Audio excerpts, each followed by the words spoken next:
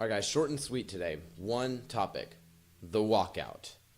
That's what I want to talk about because my school had one. I participated in full support of the NRA and the Second Amendment, and it was disgusting. This was a disgusting walkout that there were so many problems with. So first, it was a walkout that I want to make this perfectly clear. At least at my school, it was made clear by our administration in the email that they sent out that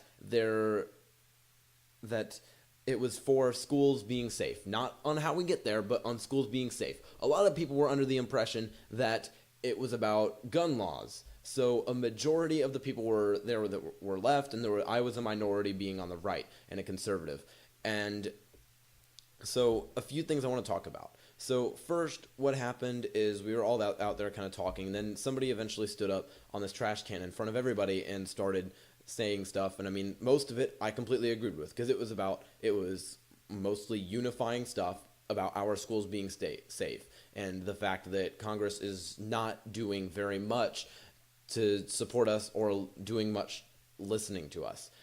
But I mean, in their defense, we're kids, so gonna move on now. So anyway, like I said, a lot of people were on the left, and so I'm going to get to where I said something. So somebody who was just standing up said something along the lines of, we're not taking your guns. We don't want to take our guns, in which I wanted to make a correction. So the first thing I said when I stood up was, when I got up there, was I pointed out, everybody, we all want our school to be safe. We all need, and then I continue to say that we all need armed guards that are willing to do their jobs and not run out to the parking lot to hide behind a car, because that's the case with Parkland. That's something we need. And I would hope that everybody in that crowd agrees with that statement. Those two statements right there. And then the next statement is kind of, I would hope everybody would agree with it too, that I made. That's what the whole thing was about. And then so at that point, I mean, I stood up, I had my God Guns and Trump shirt, and so I got middle fingers just for that. People looked at me in disgust. I got straight up middle fingers when I stood up there.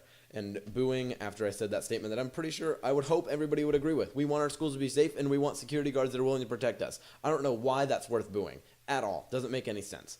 So I'm going to move on then to what I said.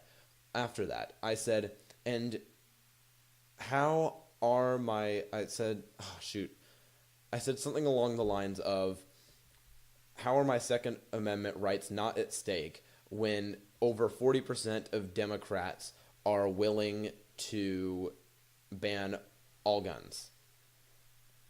And then so obviously not a lot of people heard that because they started chanting enough over and over, and then so I obviously had trouble talking. And I mean, I got a lot of hate. Somebody afterwards even said, I hope you get shot. So I hope that's a statistic. How can you disagree with that? It's backed by the Washington Post, okay?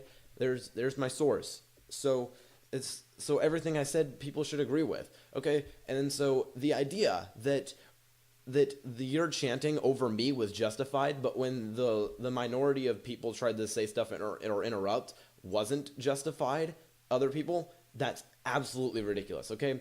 I'm going to definitely point out that anybody who interrupted anybody was in the wrong. Everybody who interrupted somebody was in the wrong. I don't agree with the people who were giggling during the moment of silence or laughing and stuff. I wasn't doing that. I was silent. Look, I was listening to what other people had to say when they stood up, the four other people that stood up and said something. I was listening to them. I was giving them their respect. I was looking at them and paying attention to what they had to say, just like I would have liked other people to do to me. And then I didn't get that. But other people might have tried to interrupt them, but I don't agree with them doing that. Okay? If somebody talked after me about that, I would have maybe been in support of some kind of interruption simply because they did it to me. But I guess when thinking about it, that's not rational either. It's not justified. You have to be consistent. If you want to shut one person up from talking, you got to shut everybody. It's got to be okay to shut everybody up, no matter who you are. It was clear bias. Some people are trying to say the argument that it wasn't what I said was that it was justified because what I said was like pushing an agenda and nobody else was doing that. But no, it's not exactly pushing an agenda. I'm correcting somebody, that people are trying to take our guns. Our gun rights are at stake, and I don't want any misunderstandings. And I think that was very important. And also the other thing I said, that's unifying. I don't know why I started to get boos at that. That was absolutely disgusting that people started to boo me for that stuff. Be consistent, people. I saw somebody else put on their story, quote, "What happened today at our school was terrible. Y'all couldn't even take a moment of silence without laughing and giggling. Today was for us to express our opinions, and everyone was cussing as if it was a joke. That was our chance, and everyone ruined it." That's so true, okay? I think it is that it was ruined by people who tried to split it, and just the fact that I was shut down was just disgusting. I also put up, not enough people know this, because a lot of people are trying to jump on and attack what I said without even knowing what I said, and just making assumptions as to what I said just because of my shirt when they got up and saw there. Obviously, I couldn't be listened to by them. Obviously, I had to have been trying to split them apart. Yeah, that was definitely had to have been the case. So obviously we got to shut them down, guys. Anyway, so I said this. Not enough people know this. Our walkout was a protest for school safety, and what I was doing was protesting school safety. If you were to listen to what I actually had to say, I applauded people, like one person who said some good things, and I was silent during the moment of silence. In case you didn't hear me, which I know most of you didn't, I started to say that we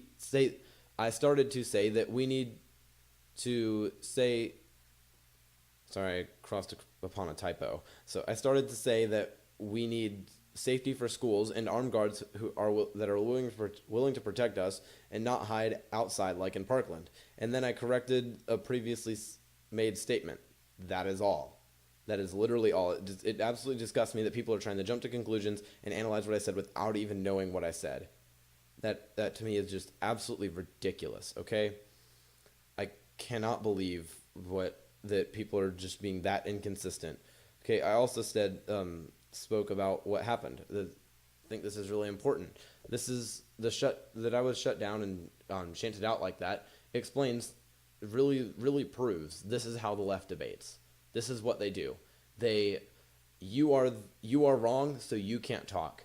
It's okay for us to interrupt you, but you interrupting us, oh, that is terrible. You can't do that. I can't believe that thought. That is just asinine. And the idea that it's just okay to do it to me but not them, just disgusting. And so I can't express that enough.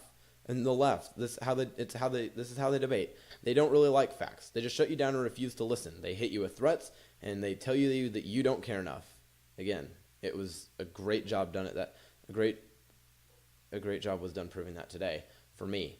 And some others who tried to make an argument that my comment was inappropriate because I was engaging in debate. Well, I was just correcting somebody. Somebody previously had said something that could have been misleading to a lot of people. So I felt that it was necessary to make a counter statement or more accurate statement.